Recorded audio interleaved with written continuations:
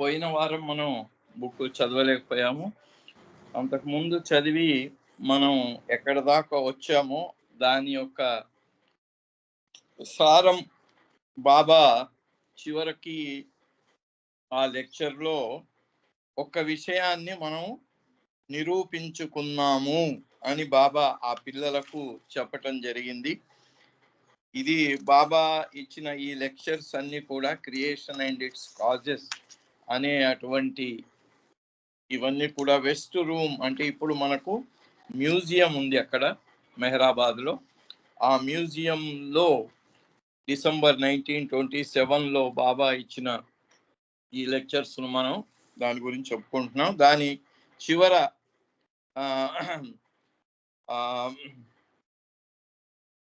బాబా proven అని చెప్తూ, now it must always be remembered that originally these 3 worlds had only 3 sons. బాబా చెప్తున్నారు ఈ 3 ప్రపంచాలు వాటికి ఒరిజినల్ గా 3 సూర్యుళ్ళు A, B and C. These 3 were the direct recipients of light from the light globe. ఇది మనం దాదాపు ఒక 3-4 వారాల నుంచి చదువుకొని ఆ లైట్ గ్లోబ్ అంటే కాంతి పుంజము, కాంతి కిరణము, కాంతి గోళము, దాని నుంచి వచ్చిన వెలుతురు, దాని కింద నీడతో ప్రారంభమైన ప్రపంచాలు, వాటి యొక్క ప్రతిబింబాల మీద ఆ లైట్ గ్లోబ్ వెలుగు పడి అది మళ్ళీ అద్దం మీద పడి వెనక్కి వచ్చినట్టుగా ఈ ప్రపంచాలకు రావటము అనే అటువంటి ఆ ప్రక్రియ ద్వారా మనకు బాబా ఉదాహరణలో కూడా చెప్పారు. లాంతర్ పెట్టినట్టయితే లాంతర్ వెలుగు 4 వైపులా అది వస్తుంది కానీ దాని అడుగు భాగాన ఆ వెలుగు ఉండదు అని చెప్తూ బాబా చెప్పారు. అదే నీడ, అదే ప్రపంచం అని చెప్తూ బాబా ఇక్కడ కాంతిగోళం ఒకటే, దానికి 3 ప్రపంచాలు ఏర్పడ్డాయి A, B and C. These 3 were the direct recipients of light from the light globe. ఈ మూడిటి కూడా ఆ లైట్ గ్లోబ్ కాంతి పుంజం నుండే వెలుతురు వచ్చింది. Yet through the process as described above, these 3 were made to appear as 7. అయితే యాక్చువల్గా 3 ప్రపంచాలు, 3 ప్రపంచాల నీడలు 3, ఆ 3 సూర్యుడిలా కావాలి కానీ ఆ 3 7 ఎలా అయ్యింది అనే విషయం మనం చెప్పుకున్నాం. అక్కడ సుబ్రహ్మణ్యం గారు దాంట్లో చూపిస్తున్నారు. So it must be borne in mind that the real source of all of these suns, real and apparent, that is the 3 original suns and the 4 reflections, always is and remains one and singular, that is the light globe. ఇక్కడ 3 ప్రపంచాలు, ఈ 3 ప్రపంచాల నీడలు పడి మొదటి ప్రపంచానికి ఒక సూర్యుడు, రెండవ ప్రపంచానికి 2 సూర్యుళ్ళు, మూడవ ప్రపంచానికి 4 సూర్యుళ్ళు అనేది ఇంతవరకు మనం పోయిన లెక్చర్స్లో చెప్పుకున్నది.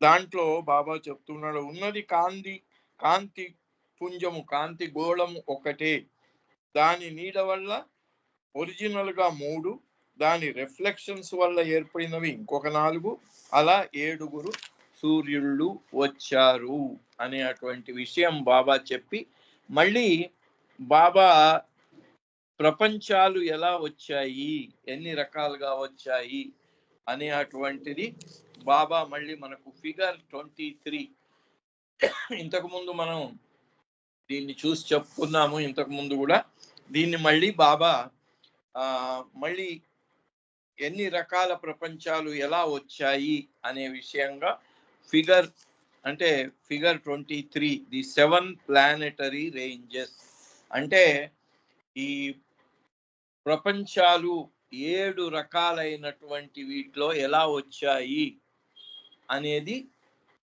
ఇక్కడ 23వ ఫిగర్ ద్వారా బాబా మళ్ళీ వాళ్లకు ఈ ఎక్స్ప్లెనేషన్ ఇవ్వటం జరిగింది. దానికి వెళ్దాం.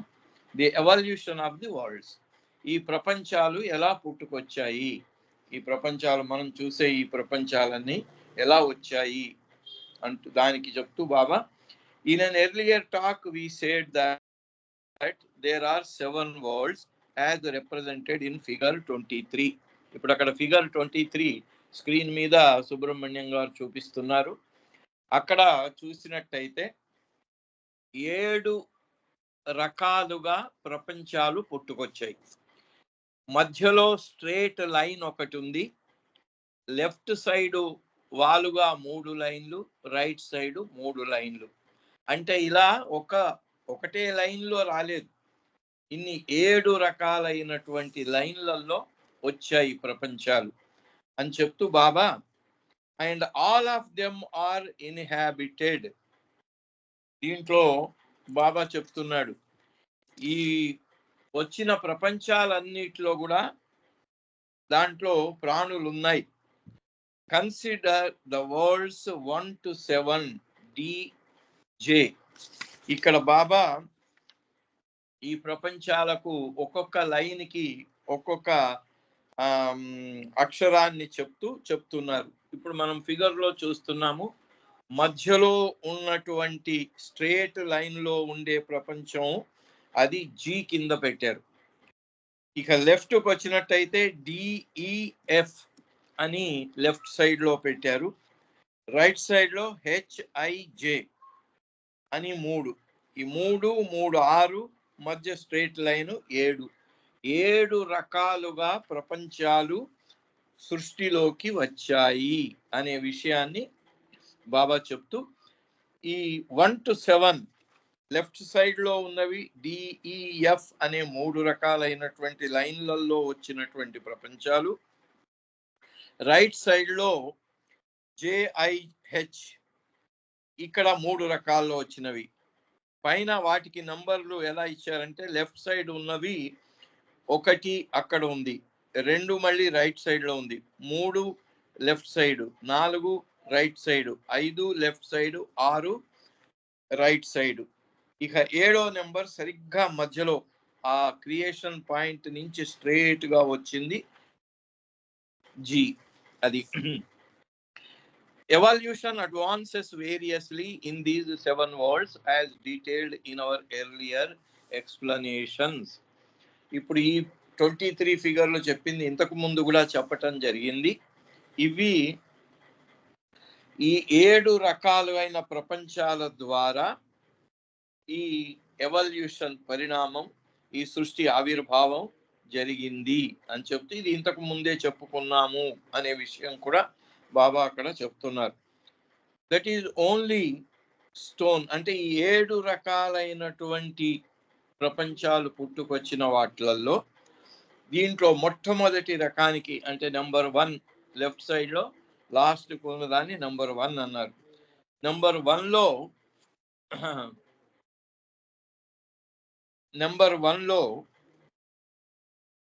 that is only stone can be found in the first world. మొట్టమొదటి రకానికి చెందిన ప్రపంచంలో కేవలం రాళ్ళు మాత్రమే ఉన్నాయి. తర్వాత స్టోన్, రెండవ రకానికి చెందినటువంటి దాంట్లో stone and wind in the second. రెండవ రకానికి చెందిన ప్రపంచంలో ఆ ప్రపంచంలో రాళ్ళు, గాలి, అంటే మొదటి దాంట్లో ఓన్లీ రాళ్ళు, కొండలు, గుట్లు అన్నీ అవే ఉంటాయి. రెండవ దాంట్లో దాంతో పాటు గాలి. మూడవ దాంట్లో స్టోన్, విండ్ అండ్ మెటల్ మూడవ రకంలో. ఇక నాలుగవ రకంలో నీళ్లు వస్తాయి. ఐదవ రకంలో వృక్షాలు. ఆరవ రకంలో జంతువు. అంటే రాయి నుంచి జంతువుల దాకా 6 రకాల, లెఫ్ట్ సైడ్ కున్న 1, 3, 5 అనే 3, రైట్ సైడ్ కున్న 2, 4, 6 అనే ఈ రకాల ప్రపంచాల్లో అన్నిట్లో కూడా రాయి మొదటి రకంలో ఉంటుంది, రెండవ రకంలో రాయి గాలి, మూడవ రకంలో రాయి, గాలి, ఖనిజాలు, ఆ తర్వాత నీళ్లు, తర్వాత నీళ్లు వచ్చిన తర్వాత వృక్షాలు వచ్చాయి, తర్వాత జంతువులు. ఇక మధ్యలో స్ట్రేట్ గా ఉండే లైన్ లో మాత్రమే మానవులు వచ్చారు. Make its appearance from stone to human beings. ఈ 7వ రకమైనటువంటి ప్రపంచంలో రాళ్ల నుంచి మనిషి దాకా అన్ని రకాలకు చెందిన ప్రాణికోటి దీని మీద ఉంటుంది. As to the realization of God, that can be achieved only in the seventh world and within that world. ఈ 7వ రకానికి చెందినటువంటి ప్రపంచంలో మాత్రమే, ఎక్కడైతే రాయి నుంచి మనుషుల దాకా ఉంటారో అక్కడ మాత్రమే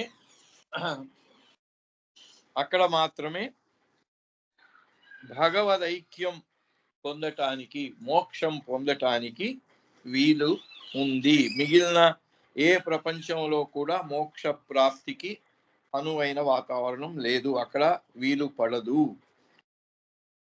అండ్ విదిన్ దట్ వరల్డ్, ఆ ప్రపంచంలో ఓన్లీ ఇన్ సబ్ వరల్డ్ ఏ, ఈ మధ్యలో ఉండేటువంటి 7వ రకంకి చెందినటువంటి ఈ ప్రపంచంలో మిగిలిన వాటిలో ఒక్కొక్కటి ఒక్కొక్క రకం అలాగే ఉంటాయి. కానీ ఈ మధ్యలో ఉన్న దాంట్లో ఏబిసి అని 3 రకాల ప్రపంచాలను బాబా చెప్పారు 7వ రకానికి చెందిన దాంట్లో.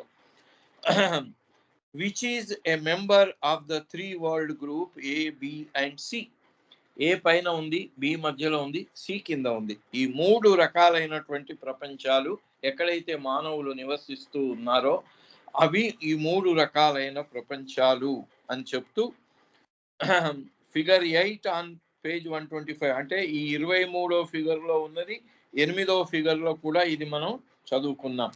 And as is depicted again as the top 3 circles marked A, B and C marked 7 in figure 23.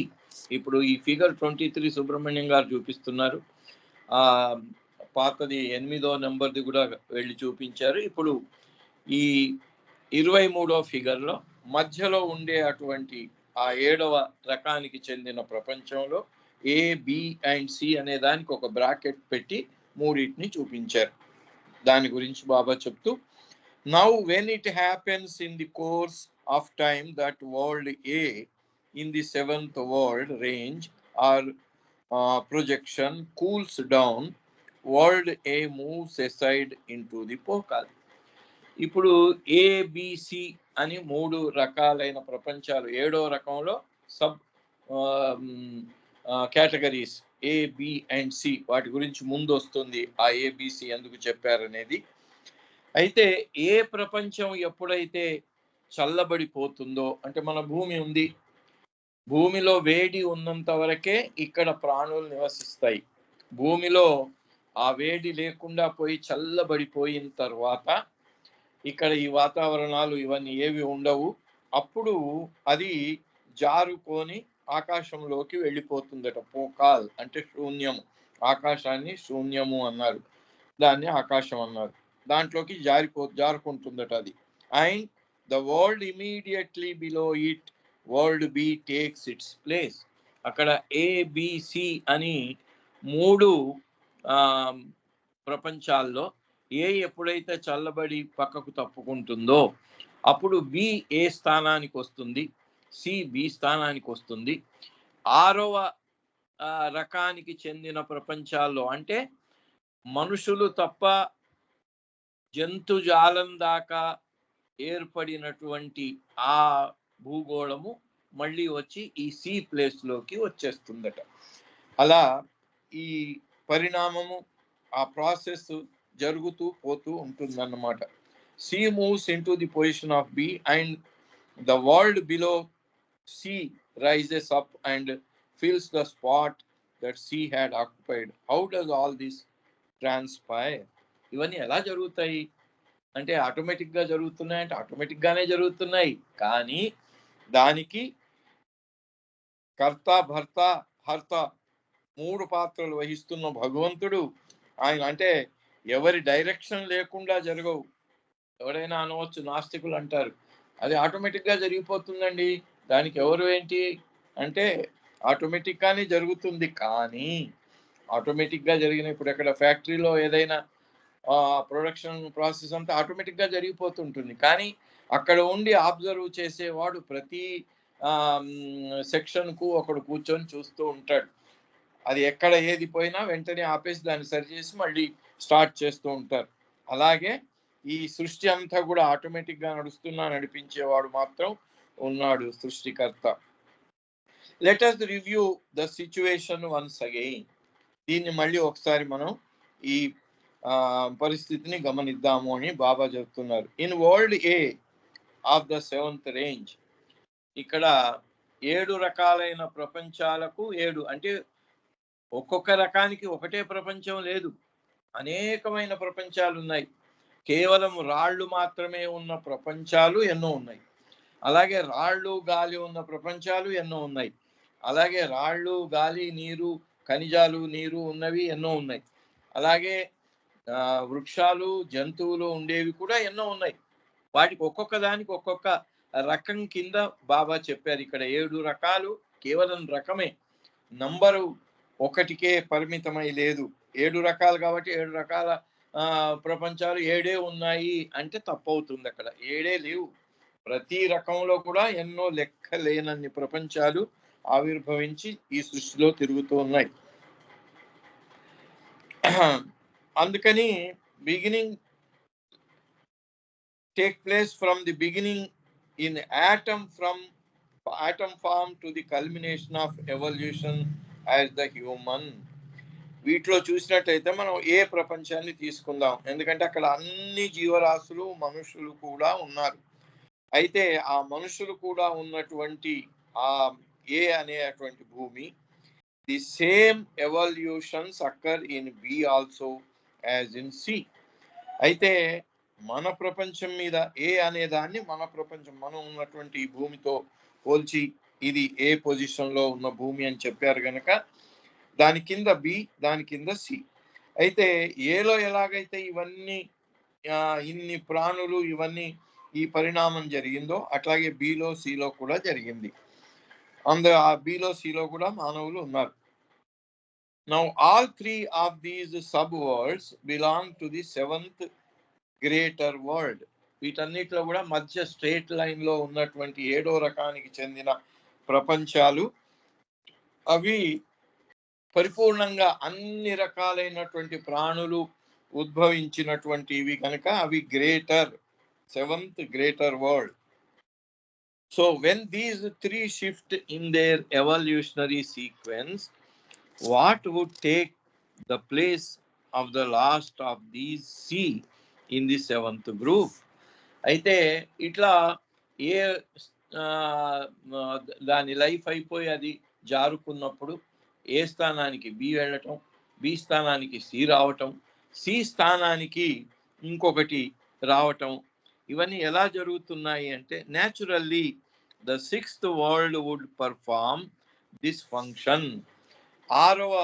ఈ 7వ రకానికి చెందిన ప్రపంచాల్లో ఎప్పుడైతే సి బికి వెళ్ళిపోవటం, బి ఏకి వెళ్ళిపోవటం జరుగుతుందో అప్పుడు సి ఖాళీగా అయినప్పుడు 6వ నెంబర్ ప్రపంచము ఈ సి స్థానంలోకి వస్తుంది. Marked H in figure 23. ఈ 23లో జి పక్కనే అంటే స్ట్రేట్ లైన్ కుడి చేతి పక్కనే ఉన్న లైను హెచ్. ఆ హెచ్ లైన్ లోంచి 6వ నెంబర్ ప్రపంచాలకు చెందినటువంటి ఈ రకం నుంచి మళ్ళీ వచ్చి సి ప్లేస్ తీసుకుంటుంది. And what then fills the position of the 6th world which has shifted and advanced into the 7th group? అలాగే 6వ రకంలో గ్రహం ప్రపంచం 7వ రకానికి సి ప్లేస్ లోకి వెళ్ళిపోయినప్పుడు మరి 6వ రకంలో వచ్చిన ఖాళీకి ఎలా భర్తీ చేయబడుతుంది అన్నప్పుడు అప్పుడు which has shifted and advanced 7th group that we will discuss in due course. బాబా అన్నాడు ఇది ఇప్పుడు వద్దు, తర్వాత మనం డిస్కస్ చేద్దాము అని దాన్ని దాటవేశారు Baba. Now to dilate upon the difference between these 3 sub worlds A, B and C, అది తర్వాత చూద్దాము. ఇప్పుడు మనం 7వ కేటగిరీలో 7వ రకానికి చెందిన ప్రపంచంలో చెప్పిన 3 రకాల ప్రపంచాలు ఏ, బి అండ్ సి. ఈ 3 రకాల ప్రపంచాల్లో వీటి తేడా ఏంటి, ఈ 3 రకాలు ఎందుకు రావాల్సి వచ్చినాయి, అవి ఎలా ఉంటాయి అనే విషయం తెలుసుకుందాము అని చెప్తున్నారు. In world C the inhabitants are far more advanced than they are on B and A. ఏ మొట్టమొదటి ప్లేస్లో ఉంది, అది క్రియేషన్ పాయింట్ హోమ్ పాయింట్కు దగ్గరగా ఉంది. ఏలోనే మోక్ష ప్రాప్తి జరుగుతుంది, భగవంతుడితో ఐక్యం కావటం అనే గమ్యాన్ని చేరటం ఏ ప్రపంచంలోనే జరుగుతుంది. అయినా కూడా బాబా ఇక్కడ ఏం చెప్తున్నారంటే, సి ప్రపంచంలో ఉండే మానవులు చాలా అడ్వాన్స్డ్ అట వాళ్ళు. అంటే ఇప్పుడు మన దగ్గర ఉన్నటువంటి ఈ సైంటిఫికల్ అండ్ ఈ టెక్నాలజికల్ అడ్వాన్స్మెంట్ ఏదైతుందో సిలో ఉండే వాళ్ళతో పోలిస్తే ఎందుకు పనికిరాంది అనట. Then they are on B and A, ఏలో బిలో ఉన్న మానవుల కంటే సిలో ఉండే మానవులు బాగా అడ్వాన్స్డ్ అట. బట్ నో లవ్, కానీ ఆ సిలో ఉండే వాళ్ళకి ప్రాపంచికమైనటువంటి బుద్ధి ఎక్కువగా ఉంది, ఆ ప్రాపంచికమైన జ్ఞానం ఎక్కువ ఉంది వీళ్ళందరికంటే, కానీ వాళ్ళకు ప్రేమ అనేది ఉండదట. నో ఫీలింగ్స్ ఎరైజ్ దేర్, వాళ్ళకు ఏ రకమైనటువంటి ఫీలింగ్స్ రావట. దయ కానీ, దాక్షిణ్యం కానీ, అయ్యో పాపం అని కానీ ఇవన్నీ ఇలాంటి ఫీలింగ్సే వాళ్ళకు రావట. ఎక్కడ? సి ప్రపంచంలో ఉండే మానవులకు. Rather intelligence, the culmination of instinct has developed to the highest degree. మరి వాళ్ళకు వచ్చింది ఏమిటి అంటే ఇంటెలిజెన్స్. ఇంటెలిజెన్స్ ఎక్కడి నుంచి స్టార్ట్ అయింది? అది ఇన్స్టింక్ట్ అనేది. ఆ ఇన్స్టింక్ట్ అనేది మొదటి నుంచి ఉంటుంది, కానీ అది బయటపడేది ఎక్కడి నుంచి అంటే అది వామ్ స్టేట్ నుంచి, అంటే క్రిమి కీటకాదుల నుంచి మనకు స్పష్టంగా గోచరిస్తుంది ఇన్స్టింక్ట్ అనేది. ఏదన్నా క్రీమ్ అట్లా వెళ్తుంది అనుకోండి, దాని పక్కన కాలుతో టక్ అని కొడితే అది వెనక్కి తిరిగి గొప్ప పరిగెడుతుంది అనమాట. అంటే వాటికి అప్పుడు తెలిసింది, కొంచెం బుద్ధి వచ్చిందనమాట, దాన్ని కాపాడుకోవాలని పరిగెడుతుంది. అది ఇన్స్టింక్ట్. అలా ఇన్స్టింక్ట్ అక్కడ ప్రారంభమైనటువంటి ఇన్స్టింక్ట్ ఈ సి అనే అటువంటి ప్రపంచంలో ఉండే మానవులకు బుద్ధి రూపకంగా, ఇంటెలిజెన్స్ రూపకంగా చాలా ఉన్నతంగా డెవలప్ అయిపోయింది. Has developed to the highest degree, ఉన్నతోన్నతమైనటువంటి డిగ్రీలో ఆ ఇంటెలిజెన్స్ అంటే బుద్ధి చాలా పెరిగింది సిలో ఉండే వాళ్ళకి. The people of C do not even talk, ఆ సిలో ఉండే అటువంటి మనుషులు వాళ్ళకు మాటలతో పని లేదట. For they are so advanced intellectually that they can speak with their minds directly and understand each other without using their mouths at all. అయితే మరి మనకు సినిమాల్లో చూపించారు, ఎలియన్స్ అని ఇంతింత బుడతల్లాగా ఉంటారు, వాళ్ళు ఫ్లయింగ్ సాసర్లో వస్తున్నారు దిగుతున్నారు అని చూపించారు. అంటే ఇంకా వాళ్ళకి మాటలతో పని లేదు, వాళ్ళు మైండ్స్తోనే మాట్లాడుకుంటారట, వాళ్ళ మనస్సులతోనే మాట్లాడుకుంటారట డైరెక్ట్గా.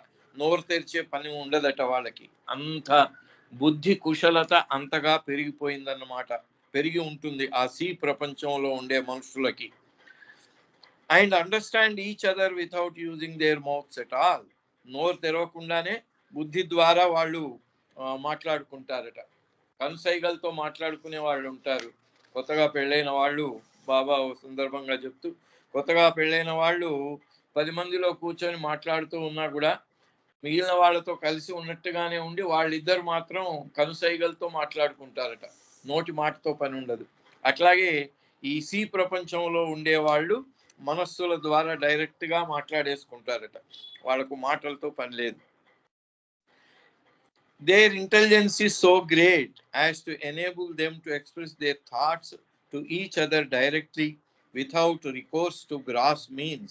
అంటే అక్కడ వాళ్ళకి స్థూలమైనటువంటి ఏ సాధనతో పని లేకుండా వాళ్ళు చేస్తారు. ఇక్కడ ఇది చూడండి, ఇది ఎలా ఉందో అలాగే మళ్ళీ మన 6th ప్లేన్స్ ఆఫ్ కాన్షియస్నెస్కు వెళ్ళిన వాళ్ళు కూడా, కాకపోతే ఈ సిలో ఉండే వాళ్ళు కేవలం బుద్ధితోనే ఉంటారు, వాళ్ళకి ఆధ్యాత్మికమైనటువంటి ఏ రకమైనటువంటి ఉన్నత స్థితి లేదు. కాకపోతే ప్రాపంచికమైనటువంటి తెలివితేటల్లో ఉన్నతమైన స్థితి ఉంది. అలాగే వాళ్ళు భూమికల్లో ఉండేవాళ్ళు కూడా ఏ సాధనతో పని లేకుండా డైరెక్ట్గా మైండ్తో పని చేసుకుంటారు, కానీ వాళ్ళు ఆధ్యాత్మికంగా కూడా ఉన్నత స్థితిలో ఉండేవారు. కానీ ఈ సీలో ఉండే అటువంటి సి ప్రపంచంలో ఉండే మనుషులు కేవలం భౌతికంగానే ఉన్నతమైన బుద్ధి కుశలత కలిగిన వాళ్లే, కానీ ఆధ్యాత్మికమైనటువంటి ఏ రకమైన ఔన్నత్యం లేని వాళ్ళు. But their form is still the human form. Remember that. ఈ సీలో ఉండే వాళ్లకు బుద్ధి అంత బాగా పనిచేసిన, వాళ్ళు నోరు మెదపకుండానే మనస్సుల ద్వారానే కమ్యూనికేట్ చేసుకున్న వాళ్ళు మనుషులే, మానవ రూపంలో ఉండేవాళ్లే. వాళ్ళేమి దేవతల్లాగా కానీ లేకపోతే దేవదూతల్లాగా కానీ మనకు ఈ సటిల్ అండ్ మెంటల్ స్టేట్స్లో ఉండేవాళ్ళు మాత్రం కాదు. When world C rises to occupy the position of world B, అలాగే మనం చెప్పిన ఈ మార్పులు జరిగేటప్పుడు ఏ ఎప్పుడైతే తప్పుకుంటుందో ఏ స్థానానికి బి, మళ్ళీ బి స్థానానికి సి వస్తుంది. సిలో కదా ఈ మనుషులందరూ కూడా చాలా బుద్ధి కుశలత కలిగిన వాళ్ళు. ఎప్పుడైతే సి ఆ పొజిషన్ నుంచి బి పొజిషన్కు వెళుతుందో, this intelligence which is really the maturation of instinct డిమినిషెస్. అక్కడ వెళ్ళేసరికి ఈ వీళ్ళకు ఉన్నటువంటి బుద్ధి కుశలత తగ్గిపోతుందట. అంటే ఆ ఇంటెలిజెన్స్ అనేది తగ్గిపోతుంది. సిలో ఇంటెలిజెన్స్ ముందు ముందు వస్తుంది, 100% ఉంటుందట. ఈ బికి వచ్చేటప్పటికి అది డిమినిషెస్, తగ్గిపోతుందట. And concurrently love and feelings make their appearance. అక్కడ ఎందుకు అది తగ్గిపోతుంది, బుద్ధి ఎందుకు తగ్గిపోతుంది అంటే హృదయము మనస్సు అవి వస్తాయట. అంతవరకు వాళ్ళకు హృదయం అనేది లేనే లేదు. ఆ హృదయం అనేది వస్తుంది గనక love and feelings make their appearance. వాళ్ళ దాంట్లో వాళ్ళ కొన్ని ఫీలింగ్స్ రావటం. అక్కడ ఫీలింగ్సే లేవు కాబట్టి వాళ్ళు కేవలం బుద్ధి ద్వారానే వాళ్ళ వ్యవహారం అంతా. ఇక్కడ ప్రేమ కొన్ని అనుభూతులు కలుగుతాయి గనక మేక్ దేర్ అపియరెన్స్. అందుకని బుద్ధి కుశలత అంటే వాళ్ళలో ఉండే అటువంటి ఈ బుద్ధి అనేది ఆ 100% నుంచి తగ్గిపోతుంది. And in A intelligence or instinct diminishes further and love and feelings increase even more. అలాగే సి నుంచి బికి వచ్చినప్పుడు వాళ్ళ ఇంటెలిజెన్స్ తగ్గిపోతుంది, బి నుంచి ఏకి వెళ్ళినప్పుడు ఇంకా తగ్గిపోతుంది. దాని స్థానంలో ప్రేమ అనుభూతులు పెరుగుతూ ఉంటాయి. The table on page 196 will give you a clearer idea of the progress or decline of intelligence, love and feelings in these three worlds.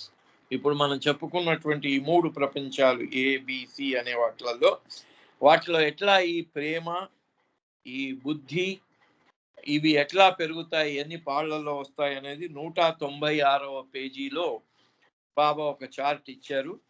ఆ చార్ట్ను బట్టే మనకు తెలిసిపోతుంది అనే విషయం చెప్తున్నారు.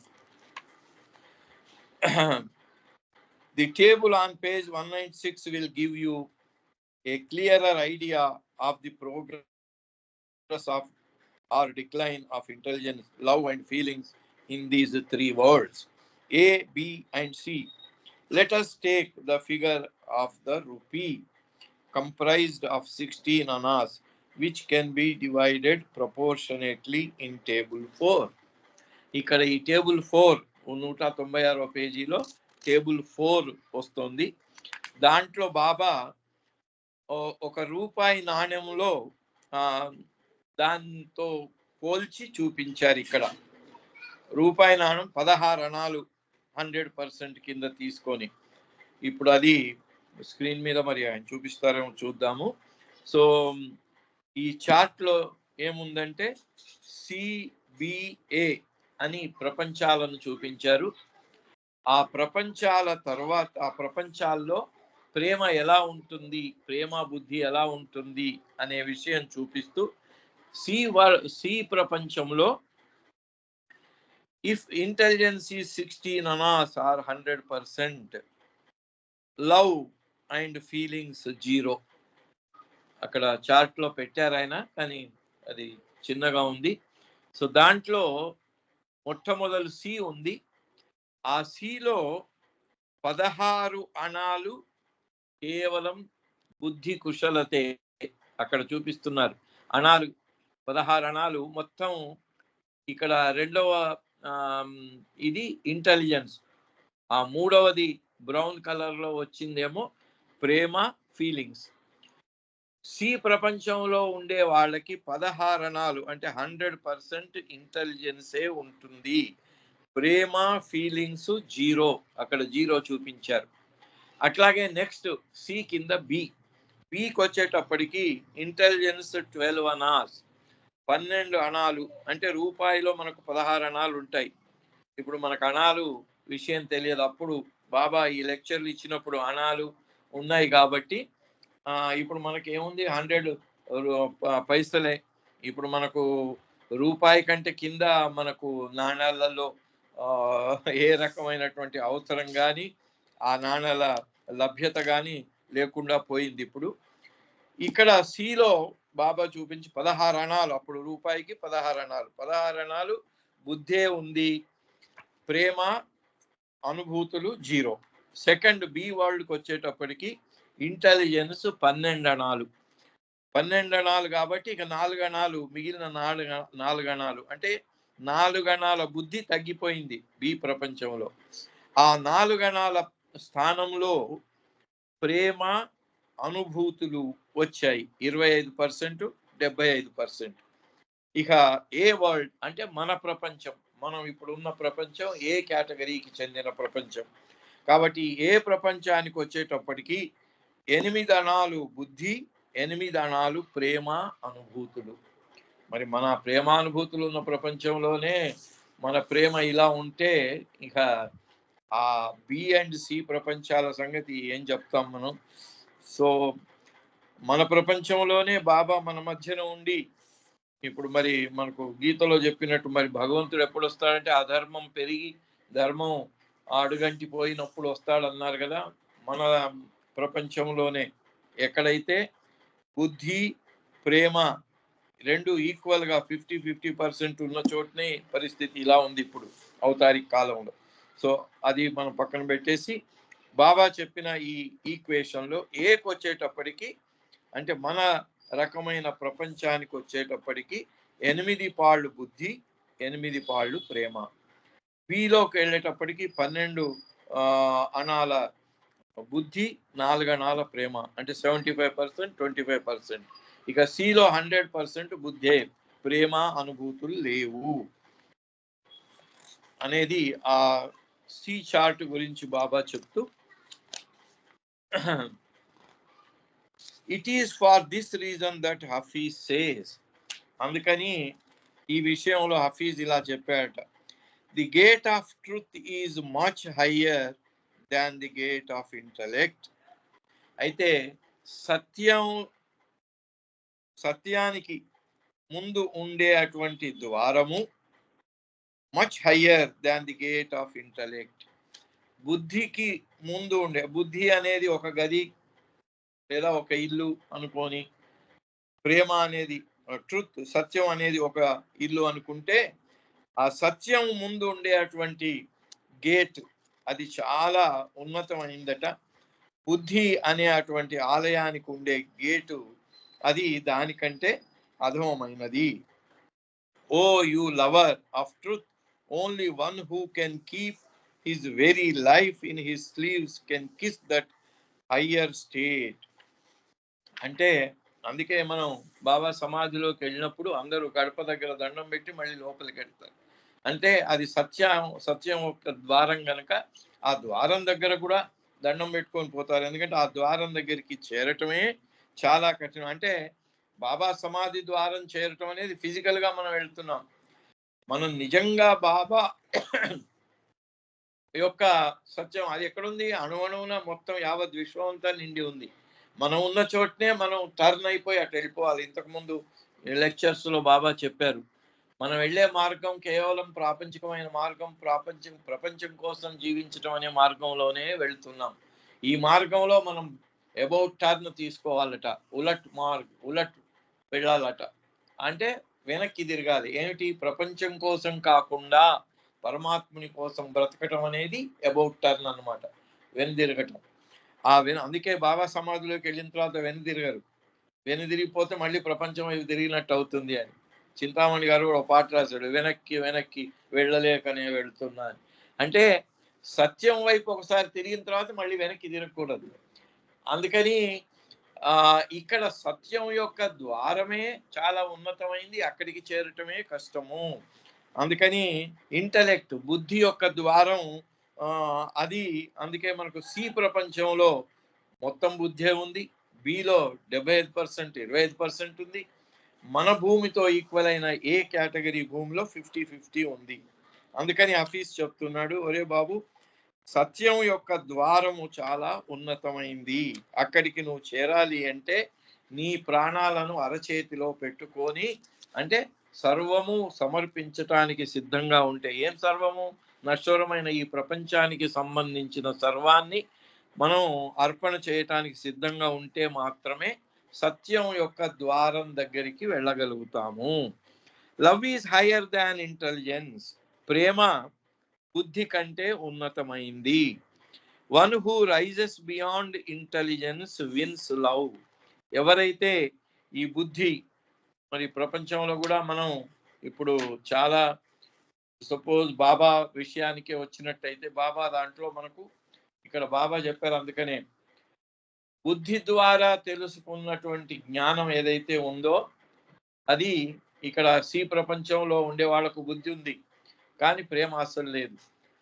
అట్లాగే బాబా ఎవరైనా నాకు బుద్ధి ద్వారా నేను మొత్తం అర్థం చేసుకున్నానండి, నాకంతా అర్థమైపోయింది అని అన్నట్టయితే బాబా అంటాడు, understanding has no meaning, love has some meaning, obedience has more meaning, holding on to my దామన్ హ్యాస్ ద మోస్ట్ మీనింగ్ అన్నాడు. హోల్డింగ్ ఆన్ టు మై దామన్ అంటే మిగిలిన వదిలిపెట్టేయాలి, మిగిలిన వదిలిపెట్టి ఆయన దామన్ను మాత్రమే పట్టుకోవటం, అది హైయెస్ట్ మీనింగ్. అందుకని ఇక్కడ one who rises beyond intelligence wins love.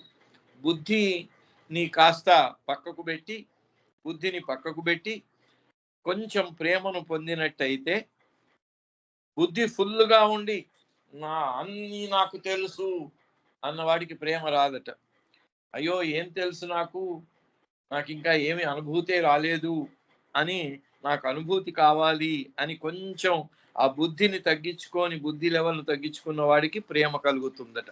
And he who wins love realizes God. ఆ ప్రేమలో నిజమైనటువంటి ప్రేమ ఎవరికైతే దొరుకుతుందో అతనికే భగవత్ సాక్షాత్కారం, భగవద్ ఐక్యం లభిస్తుంది. So now all of you have 8 annas of intelligence and 8 annas of love. అంటే మన ఈ ఏ ప్రపంచంలో ఉండే వాళ్ళందరికీ కూడా 8 అణాల బుద్ధి ఉంది, 8 అణాల ప్రేమ ఉంది. If 16 annas of love come to prevail in you, you will get God. ఇక్కడ ఇప్పుడు మీకు 8 అణాల ప్రేమ ఉంది, 8 అణాల బుద్ధి ఉంది. 8 అణాల బుద్ధి ప్లేస్లో ప్రేమనే నింపుకుంటే, అంటే 16 అణాల ప్రేమను 100% లవ్నే నింపుకున్నట్టయితే యూ విల్ గెట్ గాడ్, మీకు భగవంతుడు దొరుకుతాడు అని బాబా చెప్పాడు. సమయం అయింది కాబట్టి ఇక్కడికి ఆపేసి నెక్స్ట్ వీక్ మళ్ళీ ఇక్కడి నుంచి ప్రారంభం చేద్దాం. అవతార్ మెహర్ బాబా की जय. जय